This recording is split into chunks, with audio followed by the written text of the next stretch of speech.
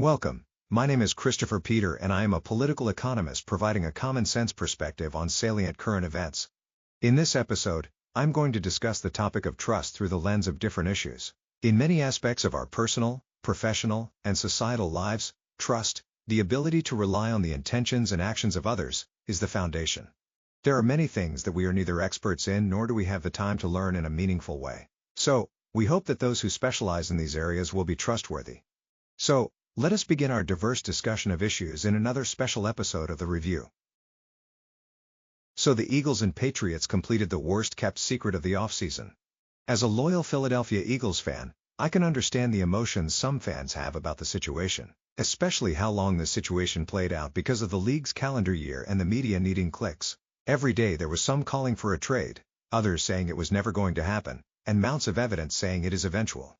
From my perspective, I think we have to appreciate what we had and be willing to move on without a grudge. Sports teams are businesses, and athletes are independent contractors to some degree. In any business, when there is a disconnect between the visions of both sides, the best path may be to part ways. There should not be resentment. In the end, both sides benefited from the 4-year partnership.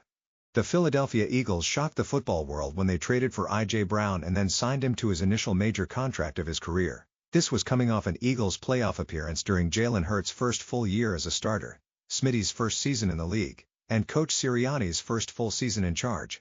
Remember, the Eagles had just made the playoffs by the skin of our teeth, and then were immediately bounced by Tom Brady and the eventual Super Bowl champion Tampa Bay Buccaneers. We were better than expected during that year, but it was a pivotal moment and entered that offseason needing to build upon the talent on the roster. Trading for Brown helped cement the momentum.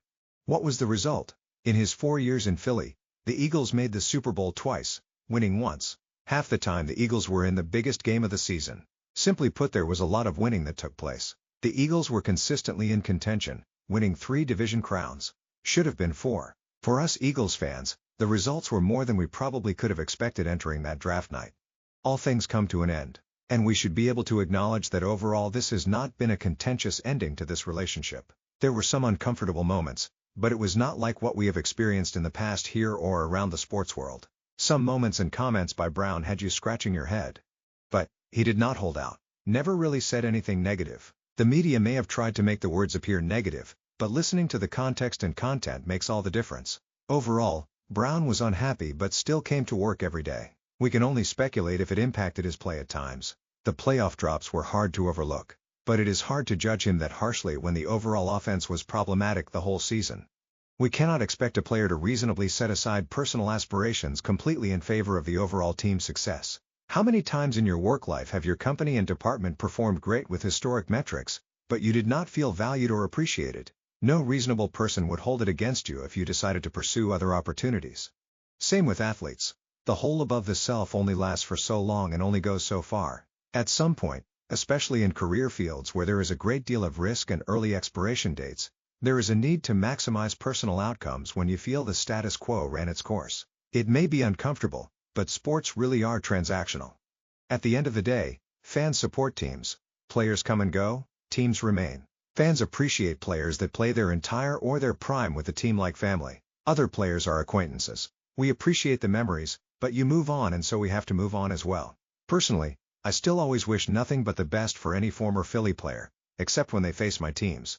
Going forward, I understand it is hard to feel like we are going to be better after losing an all-pro wide receiver, but I think all the moves Howie made during the offseason will alleviate the impact and set us up to move on.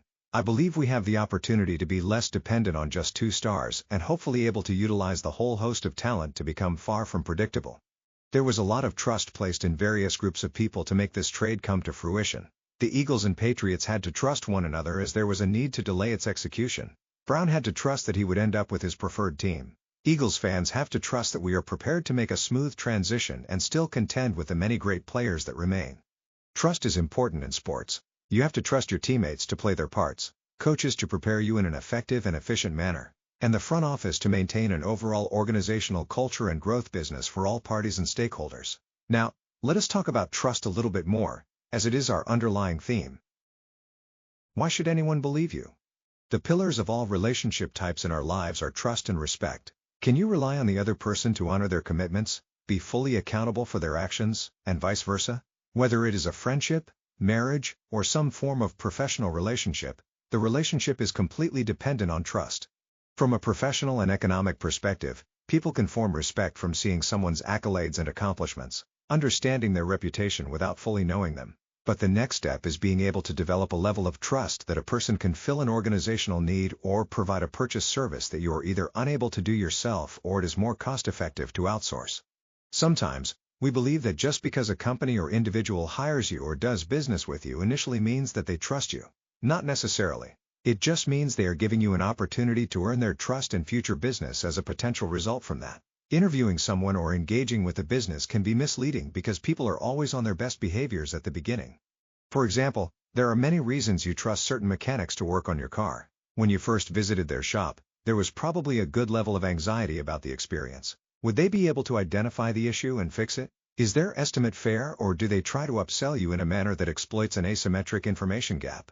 Companies should upsell to grow, but the manner matters and can erode trust. A good salesperson does not need to create a false sense of urgent need. Rather, they could offer the product or service to a customer and highlight the benefits. Appeal to the side of the person that wants to avoid future expenses by protecting their asset today. On the other side of the transaction, the business owner may value the financial impact of upselling, but should also value the financial security with stability in their customer base. Making a quick buck in a manner that alienates customers is the kind of short-term thinking that harms the viability of businesses that have ready competition. You should have more trust in employees that can retain and grow customers than ones that can make single transactions. Why did I vote for you? I am not sure most people really know why they vote for who they vote for. Sure, people we vote for tend to be the ones that have developed a level of trust in us to believe that the ideas they put forth will deliver what the public needs. For many people entering politics, they have a tough task at hand to make the public know who they are and to trust that they care and have the ability to address the issues that matter to them. Many politicians will go out and offer a grandiose of ideas and eloquently detail them. But are they going to even be in a position that can deliver those promises? Sometimes the public does not qualify the rhetoric that they are being told or simply recognize when a person is just touting the party line. But if it is entertaining, it is usually trusted by some.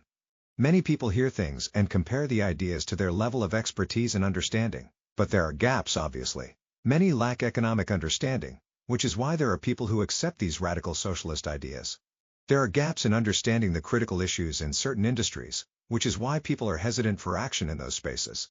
There is a need to broaden our understanding of a variety of issues, but there is also just a need to justify our trust and self-check our processes regardless of what side of the political aisle you reside on. Question why you trust or distrust a candidate and whether you are acting based on your core principles and needs or simply political cheerleading. After all the ballots are counted, all residents, regardless of who they cast their vote for, still need to trust that at minimum there will be some reasonable policies, and that the person will listen to reason once in office and realize radical ideas do not really work. Most importantly, the candidate turned elected official then places a great deal of the public's and their own trust into the people they appoint to carry out the agenda they ran on and the work of the people. Hiring the wrong person or not holding everyone accountable or being an elected zombie vegetable will make people lose trust, opponents and supporters alike. Why do we trust these brands?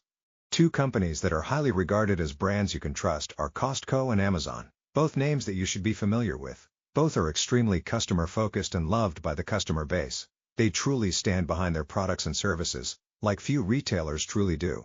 I have already spoken a great deal about Amazon in the recent episode comparing retailers, so I will focus on Costco. Now, Costco is a retailer, but why did I leave them out of the discussion with Walmart and Target? Walmart competes in their space with its Sam's Club wholesale chain, and it has an online presence as well, as my air fryer was recently ordered from Costco, not Amazon. Saved a good amount of money for the exact same model. My focus on that was mainly those three chains as they are general retailers. Not every person can walk into a Costco, BJ's, or Sam's Club and shop. Not until you have a guest pass, acquire a membership, or shop with a person who is a member. And vice versa. I am not excluding Walmart from this one because of trust issues. Obviously, people love and trust Walmart. So let's discuss Costco a bit further. Like other wholesale-style retailers, Costco charges its customers called members an annual fee for the ability to shop at a Costco. In return, customers can roam the facility and purchase commercial-sized portions of many of their familiar name brand products, or their popular Kirkland store brand product. If you are feeding a large family, host a lot of events, or do meal planning consistently, then having a Costco membership seems like a no-brainer. It can reduce your household grocery consumption considerably. If you run a small business restaurant, then it can many times meet your needs for many food supplies to keep you up and running. And there are many items besides food and food-related appliances. There are clothing, sporting goods, electronics, and even pharmacy areas in the store. So it can really meet many of your needs without having to make multiple stops. All in a wholesale-style retailer that also offers home delivery as well, with additional services, like travel, available on their app. They are known for having a generous return policy, which helps reduce any anxiety for customers buying products that they are not experts in using or products from brands that may be outside their purview. A level of convenience that helps build trust. As we discussed previously, convenience is important in the retail space. And those that offer conveniences that reduce anxiety and burdens will be more trustworthy in the market. And Costco also provides affordability. Unlike traditional retailers, it can provide stable pricing because of the membership fees. They are not really quick to raise prices for products.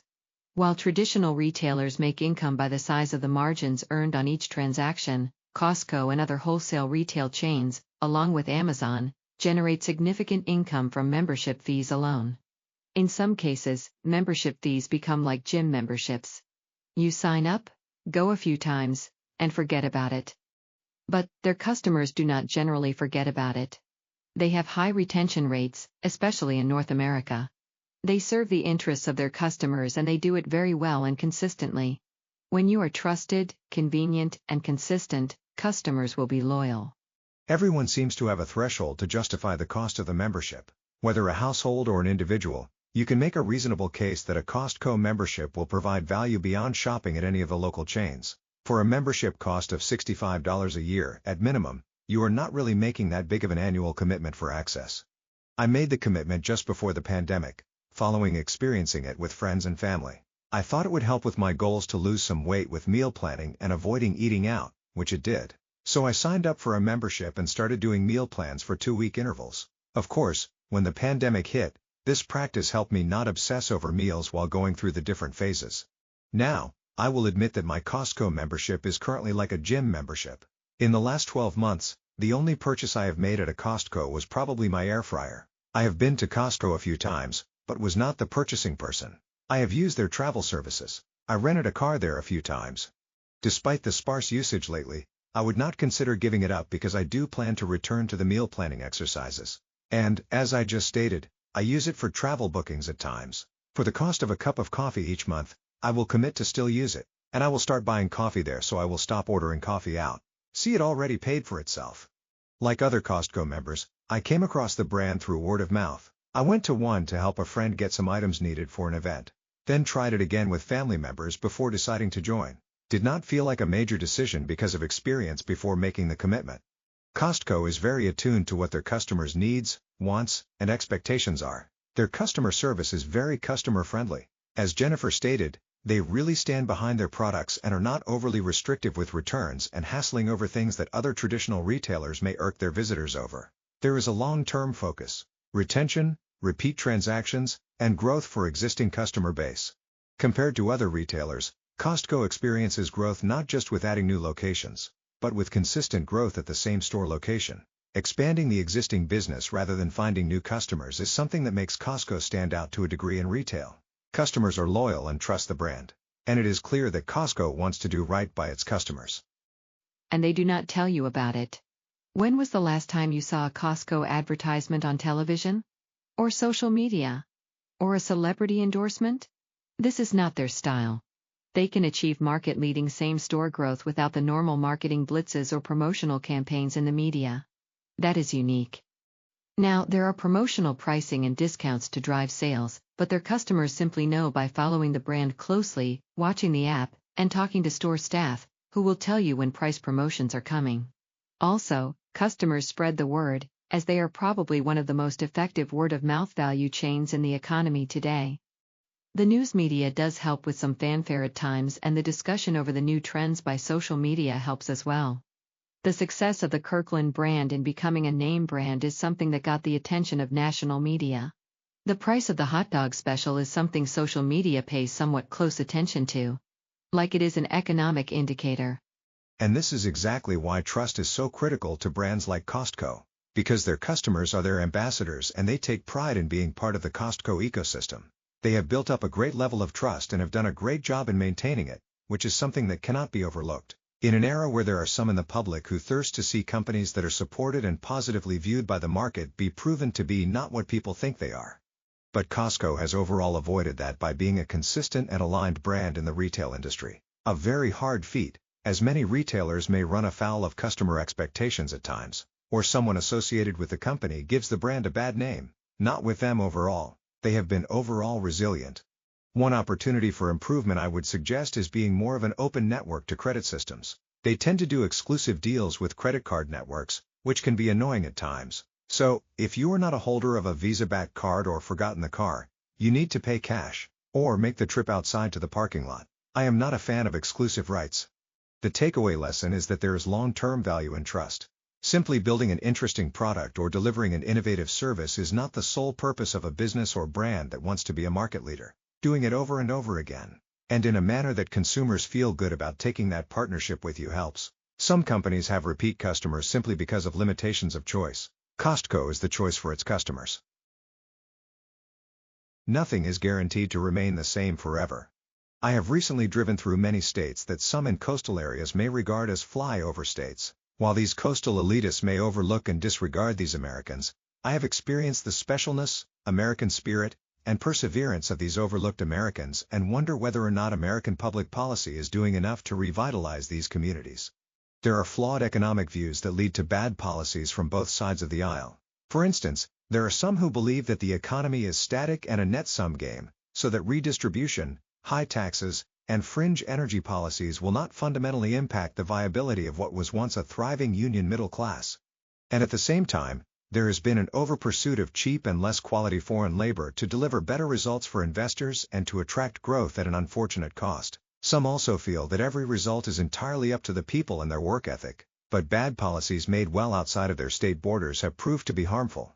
I strongly believe that the best emerging market and greatest trade partner of the United States should be our American Midwest and Bible Belt regions. These once industrialists powered our nations and are largely responsible for the glitz and glamour of communities far away from them.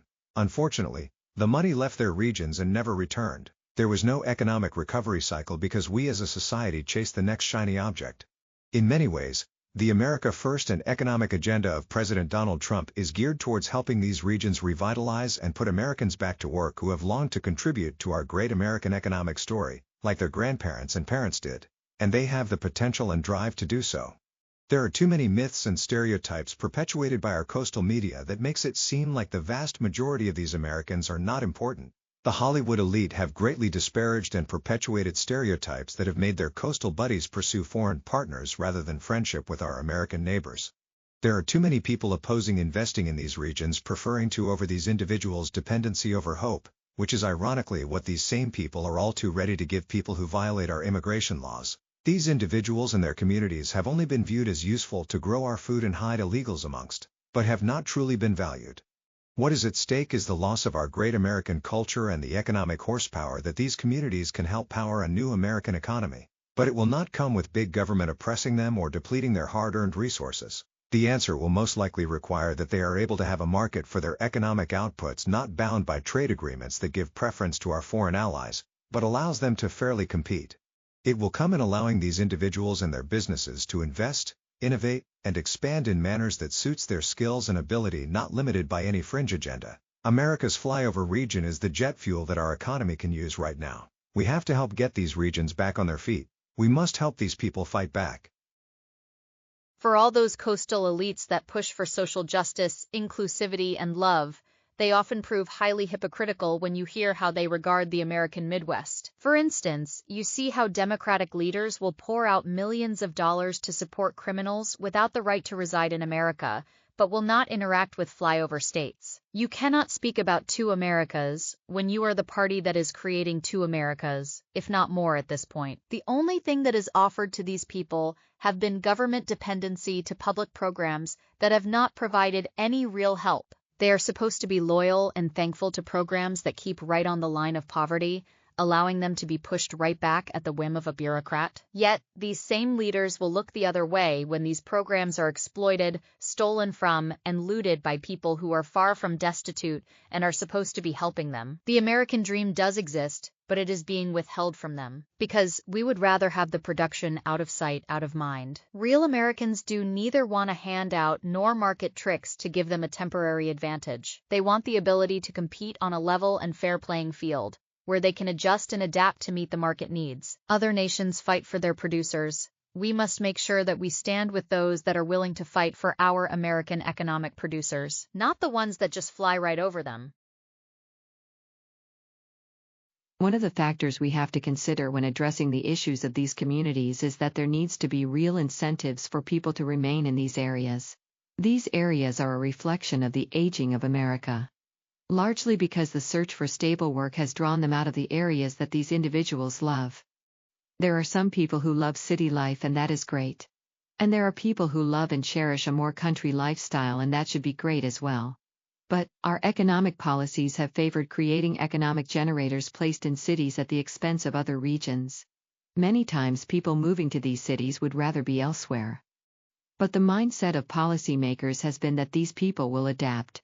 Many times they do not. They do not want the life of working in a cubicle like a head of cattle, commuting in dirty public transportation, navigating human feces of city residents overlooked by their own leaders. The reality of city life is not comparable to the myths sold by Hollywood. Too many people are forced to give up the life they love and cherish simply because of economic policy that has made the region unable to compete with quotas favoring external competitors. We support free trade, but we want fair free trade with no sacred cows. Let everyone compete fairly. Not protecting one group over another, but protecting all from any possible bad intention of anyone. There should be an internal incentive to do business with our fellow Americans rather than foreign alternatives wherever possible. We want global trade, but we need to be smart about it. For instance, do we eat out when there is a meal already waiting at home? Why waste it? Eat out when needed and closer to home otherwise. Consider how we used to handle H-1B visas, which are intended to supplement the available talent in our domestic labor market by allowing companies to import international talent. This is not a bad program, but the issue was that the program made the imported talent more financially viable. So, a company would be incentivized to hire foreign talent over domestic talent to reduce the tax match. Some people might argue that why would anyone do that? The simple and obvious answer is that people will do things that benefit their bottom line. You can have as many slogans or constructs as possible, but if there are incentives that make one group of people less expensive than another group of people, then the more affordable pool of talent will get more opportunities. Our economy, society, and governments at every level have a responsibility to Americans. That should not be controversial. Any government should seek the benefit of their citizens over anyone else. Sure, we all want win-win agreements, but our policymakers should ensure that Americans benefit and there are no harm. I agree that we need to get back to a made-in-America model to some degree. We should be looking to invest in our American communities over supposed emerging markets. Emerging markets are tempting not because there is a pool of advanced labor. Rather, companies are looking for cheap labor that will do what they are paid to do and provide stable earnings. The major problem with domestic production is generally the cost and the influence of unionized labor that can disrupt operations, supply chains, and consumer outcomes, which is not ideal. Sure, there is a valid argument for the need for fair wages, but there is also a valid argument that many strikes are out of greed and the benefits may not always go directly to workers, but their unions. So, there will need to be a real look on how to provide a stable market that can compete. There is no expectation that America will be a global manufacturing leader. The cost disadvantage is highly preventative to that. The opportunity is still there to be better than the current status quo and afford opportunity where it may be artificially suppressed and to disrupt the market. We should not see a problem and then simply regurgitate all the standard sayings. We should be looking at improving opportunities for our neighbors and fellow Americans. That should not be divisive or disagreeable. Americans of all backgrounds deserve an opportunity. Thank you for experiencing this episode of the Christopher Peter Review. Your viewership is appreciated and valued. Please follow the Christopher Peter Review on social media and continue to visit www.crcreview.com for new episodes. Thank you once again. Until next time.